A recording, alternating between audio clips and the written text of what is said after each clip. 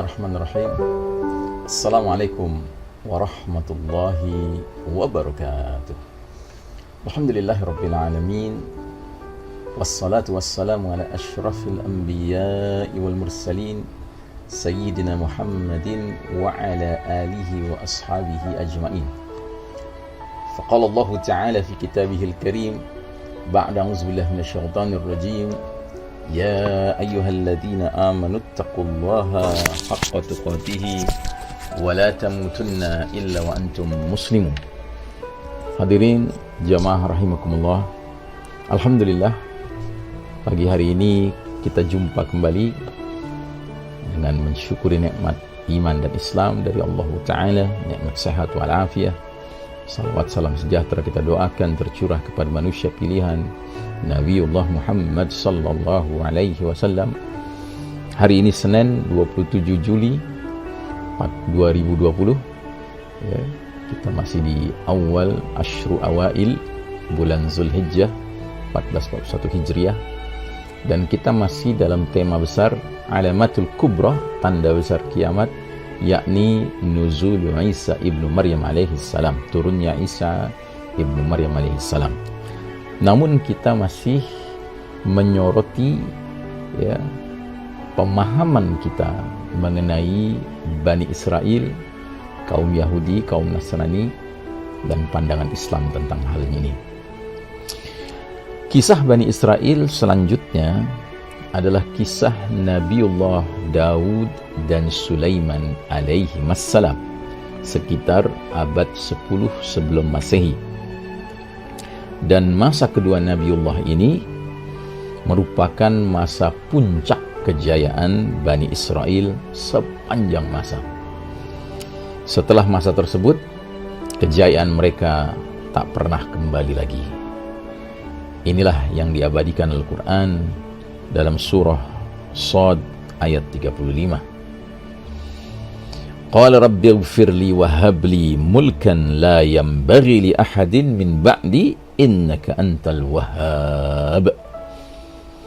Ia, Nabi Sulaiman alaihissalam, berdoa, Ya Rabbku, ampunilah aku dan anugerahkanlah kepadaku kerajaan yang tidak dimiliki oleh seorang jua pun sesudahku. Sesungguhnya Engkaulah yang Maha Pemberi.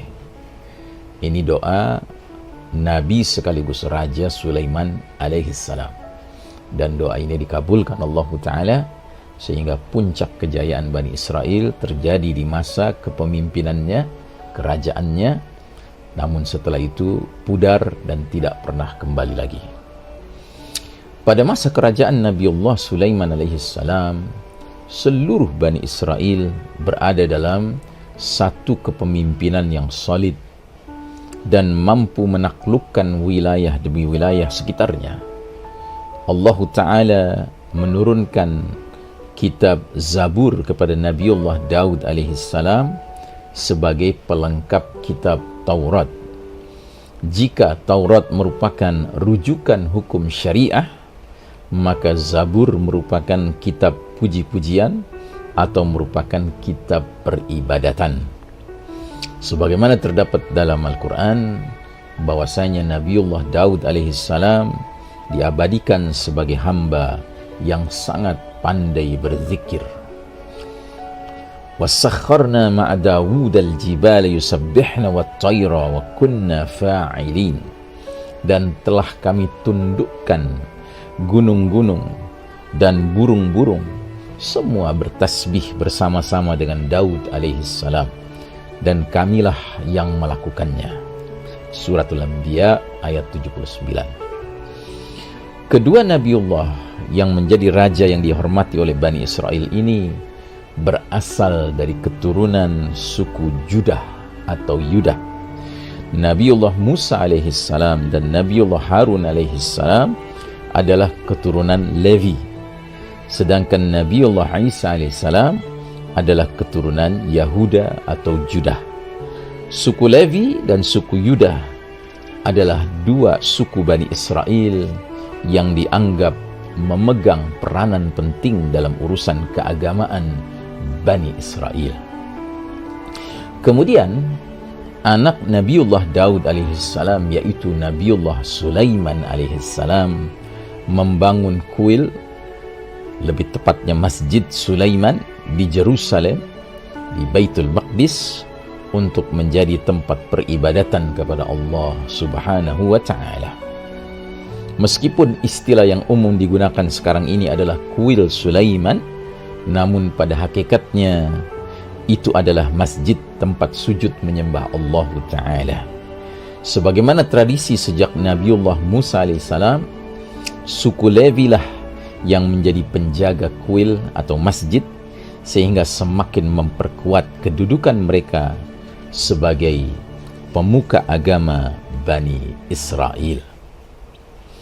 Pada tahap selanjutnya, Bani Israel mengalami jatuh bangun setelah wafatnya Nabiullah Sulaiman alaihissalam tahun 932 sebelum Masehi. Antara lain, mereka terpecah menjadi dua kerajaan, yaitu kerajaan utara dan kerajaan selatan.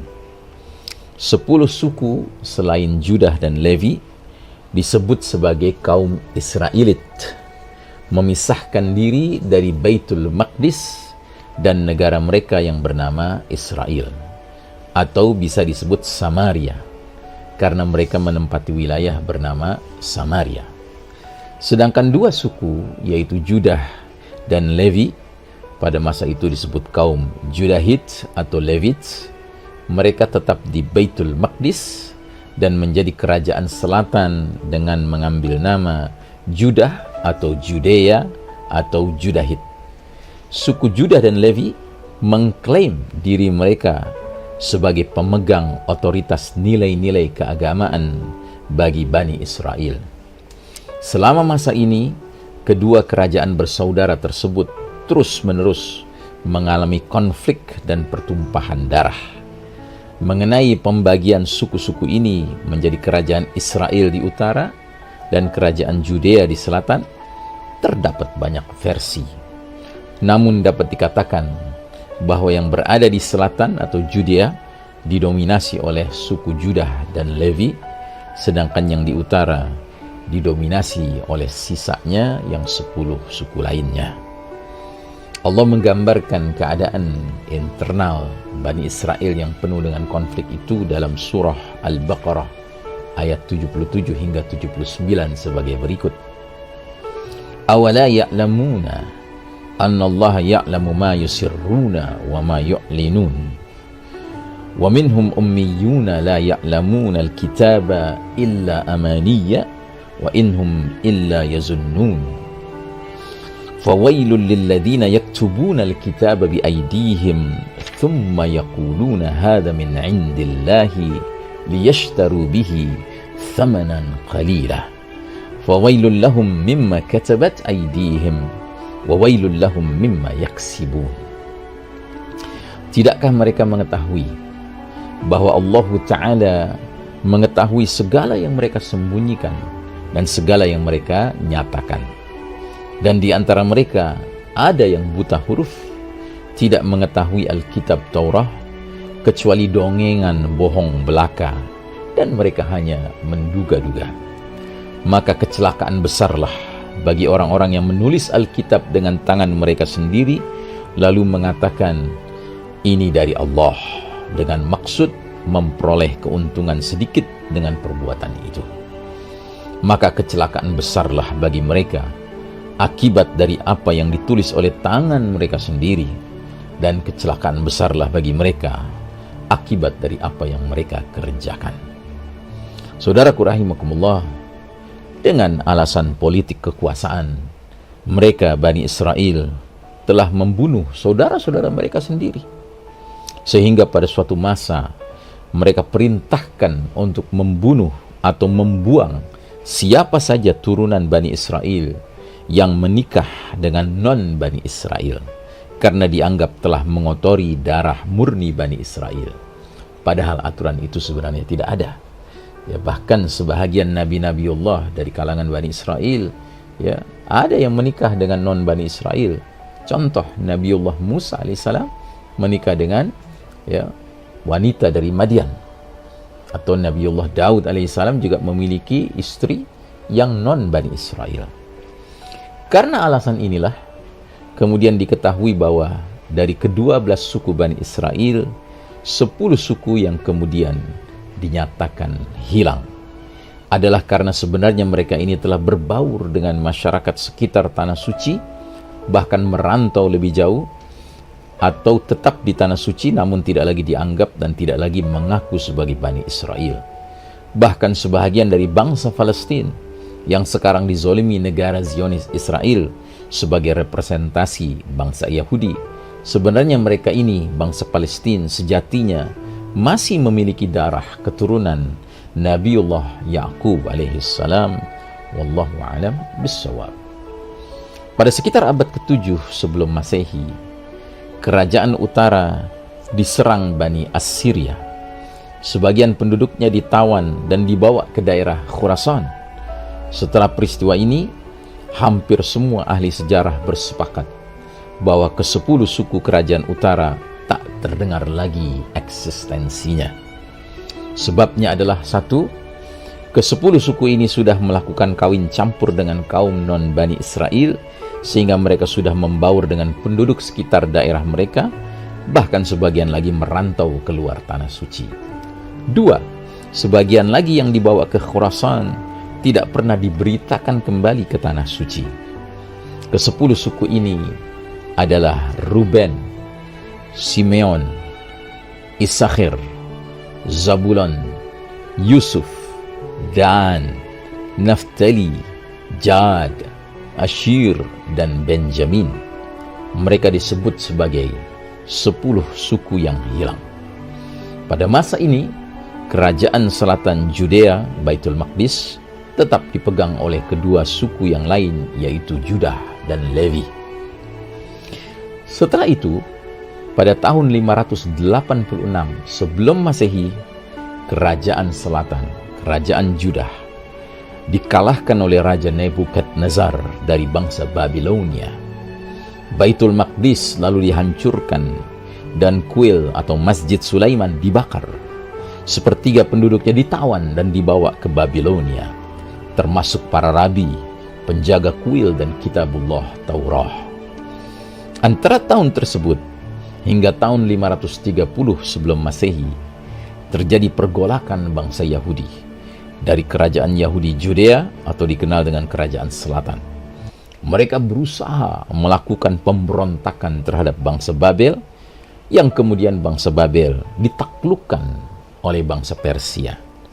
Pada tahun 538 sebelum Masehi, penguasa Persia yang mengalahkan Babilonia mengeluarkan izin kepulangan orang Yahudi ke Tanah Suci.